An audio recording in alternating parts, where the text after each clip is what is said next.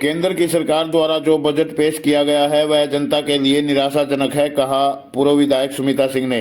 जी हां, हम आपको बता दें, करनाल के सेक्टर 32 नूर महल में मीडिया को जानकारी देते हुए करनाल से पूर्व विधायक सुमिता सिंह ने कहा, केंद्र सरकार द्वारा जो बजट कल पेश किया गया है वह जनता के लिए निराशाजनक है। सुमिता सिंह ने आगे कहा कि इस बजट में न तो महंगाई को कम करने का कोई प्रावधान दिया गया है, न ही युवाओं को रोजगार देने का कोई प्रावधान किया गया है।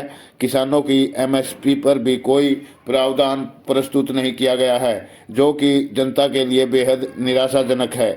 निराशाजनक बजट है। जो देश के अंदर इतनी बेरोजगारी है, जो इतनी महंगाई है, उनको कम करने का कोई भी प्रोविजन नहीं रखा गया कि किस प्रकार से बेरोजगारों को रोजगार दिया जाएगा, किस प्रकार से जो इतनी इन्फ्लेशन है, जो इतनी महंगाई है, उसको किस प्रकार से कम किया जाएगा, इस पे तो कोई चर्चा नहीं हुई।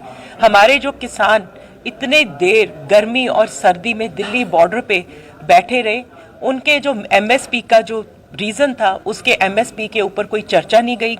जो गांव के अंदर जो हमारे गरीब जनता है, जिनको मनरेगा के तहत साल में 100 दिन का रोजगार मिलता है, उसके ऊपर उसका जो बजट है वो बजट कम कर दिया गया है। जो हमारे किसानों की जो योजनाओं का जो बजट है वो भी कम कर दिया गया है।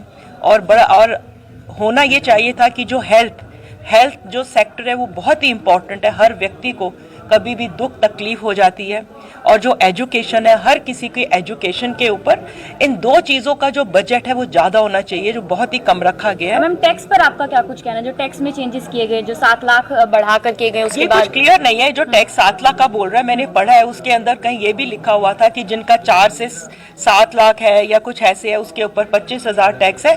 तो अभी जब तक ये आएगा नहीं और तब तक क्लियर नहीं है, इसके ऊपर कुछ क्लियर नहीं है।